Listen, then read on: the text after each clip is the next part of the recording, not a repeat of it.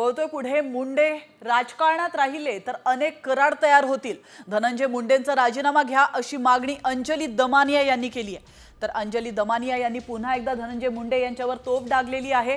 मुंडे राजकारणात राहिले तर अनेक करार निर्माण होतील असा दावा, असा आरोप त्यांनी केला।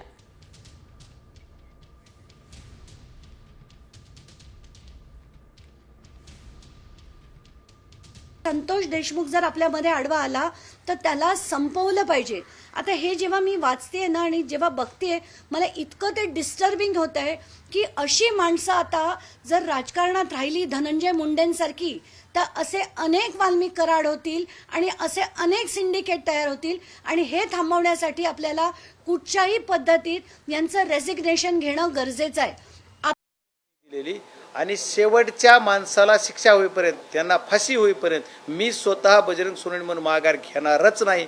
म्हणजे त्याच्यामुळे ही माझा निश्चय मी त्याच दिवशी ठरवला, ज्या दिवशी मी बाईटमध्ये बोललेलो की मास्टर माइंड याचा हुडका, म्हणजे माझा रोग कुणाकडे होता तर यांच्याकडे होता हे सगळ्याला कळत होतं। आणि पोलीस यंत्रणेला सुद्धा मी डायरेक्ट बोललेलो। त्याच्यामुळं मी ह्या शेवटच्या टोकापर्यंतची भूमिका पूर्ण निभावणार। मी आणखी पण अमित शहा साहेबांना भेटणारच आहे। मी आणखी परत आता मी स्वतः एकदा पहिली भेट घेतली 11 तारखेला, त्याच्यानंतर खुंडणीचा गुन्हा दाखल झालेला। त्याच्यानंतर परत मी सुप्रियाताई आणि आम्ही दोघं सोबत एक भेट घेतलेली। त्याच्यानंतर त्याच्यातली झालेली चर्चा मला माध्यमाशी नाही बोलता येणार, पण बऱ्यापैकी आम्ही पॉझिटिव्ह ती आमच्याशी आहेत या प्रकरणाबरोबर आम्हाला असं दिसतंय आणि आहेत पण जे काय ॲक्टिव्हिटी हो भेटलो आणि ती सुप्रियाताईंनी मसाजोगमध्ये सांगितलं।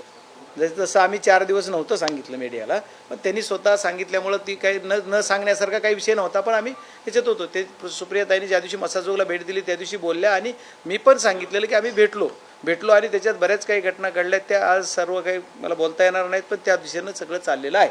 आणि याच्यानंतर सुद्धा मी आणखी अमित शहा यांना भेटणारच आहे आणि आदरणीय ताईसाहेब किंवा आमचे सगळे खासदार सुद्धा आम्ही सर्वजण बरोबर असू। आमची ताकद आमच्या पद्धतीनं